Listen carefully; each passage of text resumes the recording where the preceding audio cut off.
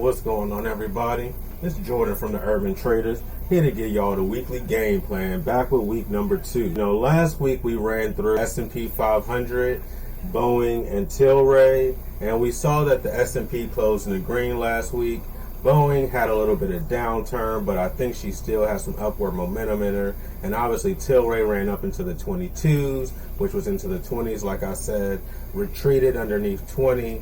But I think that Tilray still has some good strength for over the summertime movement. Decriminalization in my state of Virginia is going to happen in about 20 days on July. I think as we see more states start to embrace the decriminalization of marijuana, we will start to see more embrace of the industry overall, which will lead to legalization, recreational use, and a blossoming of an investment in Tilray.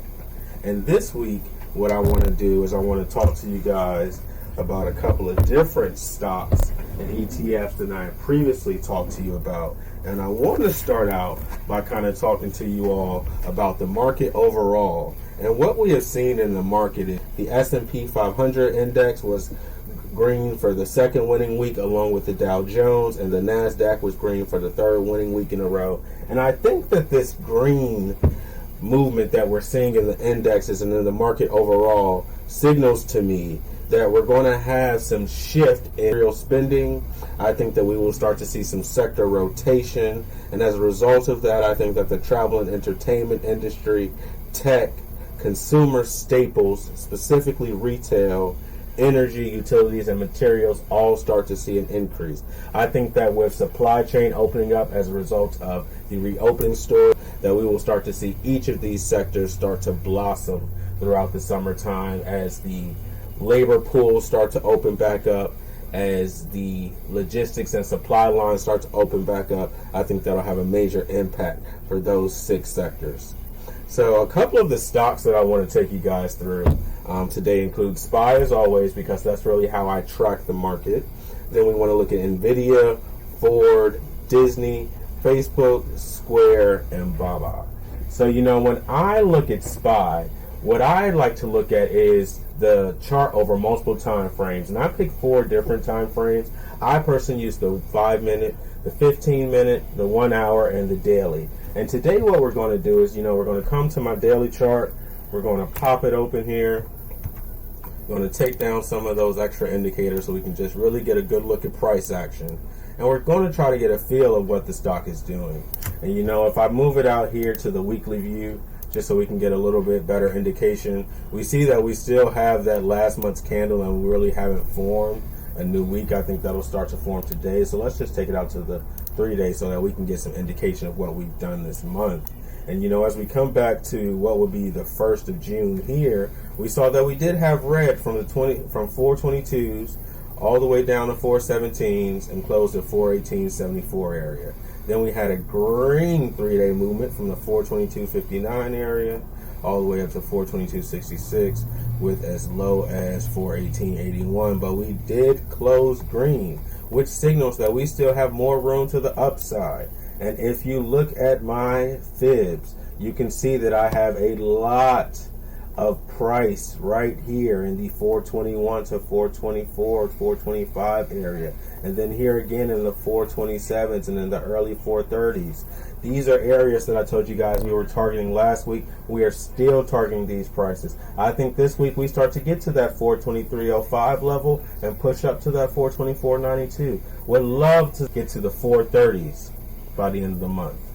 That's what I'm looking for personally. That's my game plan. Hopefully that breakdown allowed you guys to see how I like to view the stock chart in order to try to determine some price levels and when they're going to happen. So next, I want to come over and talk about Square. And as you see here, I have, what is an e-commerce watch list, which consists of Square, PayPal, Baba, and Shopify. And here on Square, what I'm looking at, if we take those extra indicators down, is we're looking at the price here.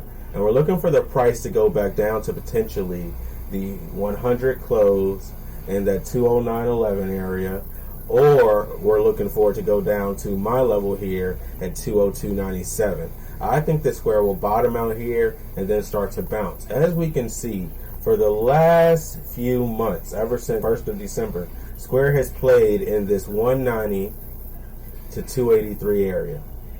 And I think that we have one more good push in that area. So I think that we can start to look at Square here in the 209, 2010s for entry, potentially as low as 202, and then to start to play it back through the levels. 221, 230, 241, 254, 258, 270s, 280s. And I think that that will take place over quite a few weeks, maybe even months. So that's how I'm positioning myself.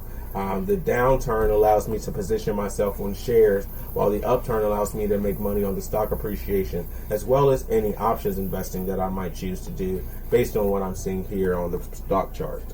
So the next stock that we want to look at is on this same watch list, and we just want to come to BABA. And we want to look at what BABA's showing us. Now, BABA's not a stock that I look at a lot, but BABA is a really big e-commerce stock. And when I look at BABA, I already see some levels here that, we look like we're starting to touch again. If we look over here in this area, we can see big support area right over here in the 220s. We're at 218.97 now. Obviously, back in the 1st of June, we pushed up into the 222s. We can see where our Bollinger Band is headed. We may be consolidating, but I think we have a push into the 220s based off of the hour chart here. If we take a look at the 1-day chart, we can see that we'll most likely push into the 225s here. Looks like BABA's on a good uptrend, and it's a stock that I think that as the issues in China start to subside and as their economy and commerce starts to come back, will continue to run. And obviously we know that BABA has a really big supply chain, so when we think about the reopening story, it also applies here as well.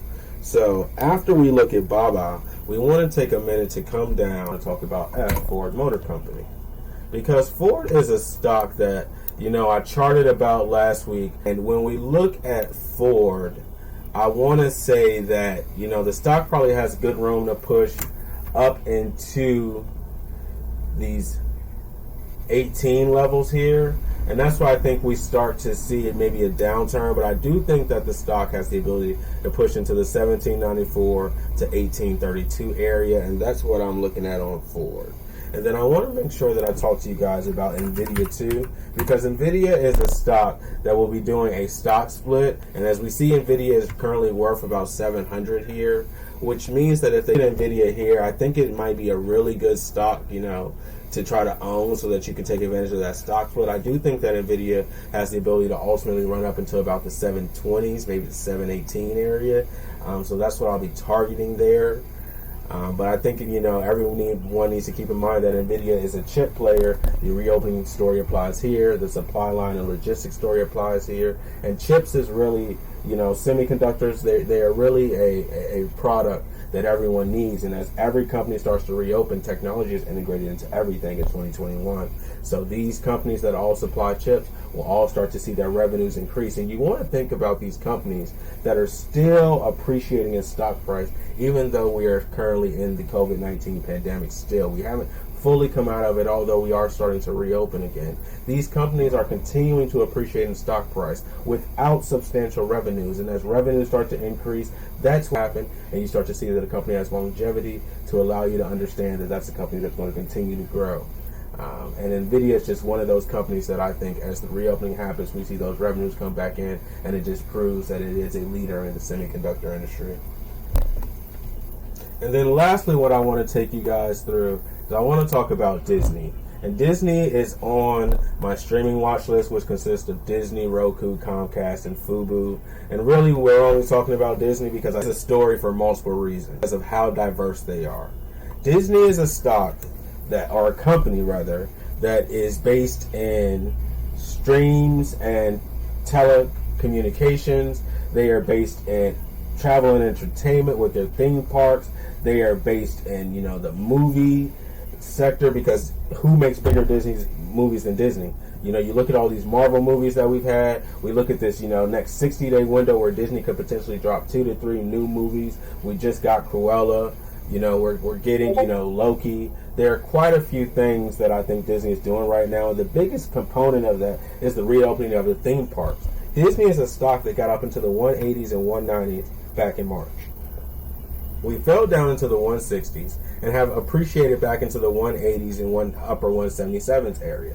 And as a result of that, I think that the stock is poised to make a run back into that 180, 190 area, potentially up into the 200s once the theme parks reopen. The theme parks are back. People are there. We're starting to see photos everywhere. I think that Disney is definitely a stock that we can own in the future. It is a stock that I heavily believe in, although they've had quite some controversy lately with, their outgoing CEO selling some shares. I do think that overall the stock is worth owning. So as we wrap up, you guys, I want to leave you with some market news for the week.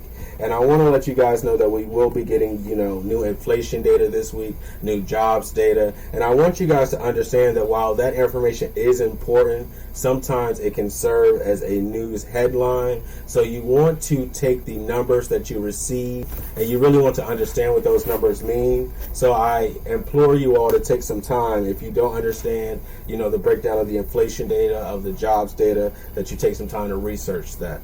We may come back and actually make a video on how to really understand some of the market news so that you can understand and know what the things that you're hearing mean. I want to talk to you guys a little bit about AMC, and we're not going to talk about it on the charts, but I'm just going to let you guys know that personally I thought that AMZ closed a little weak last week.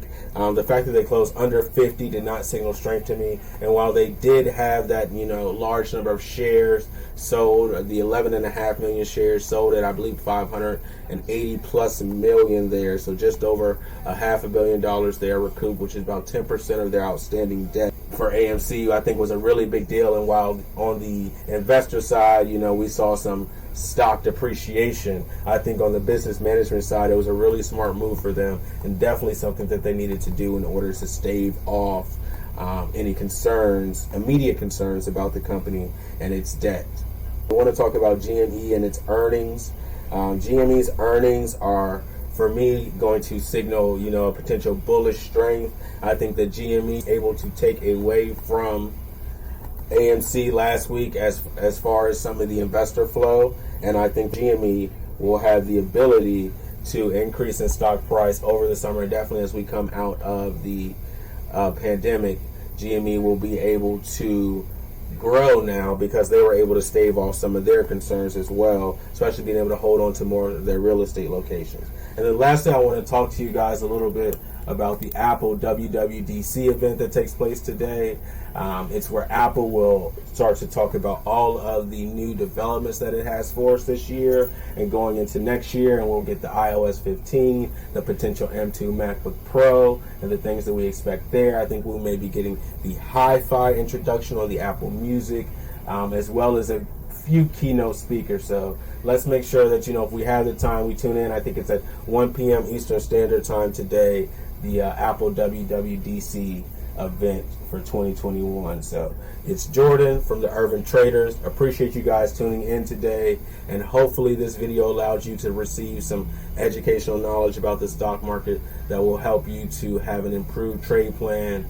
I hope that you guys, go forth into the week, with some really good trade plans, some really good trade ideas, and are able to really take the opportunity to invest in the stock market and make a substantial amount of returns out of it, because that's the reason why we invest. We don't invest for their benefit, we invest for ours. So let's get to the money this week, everybody.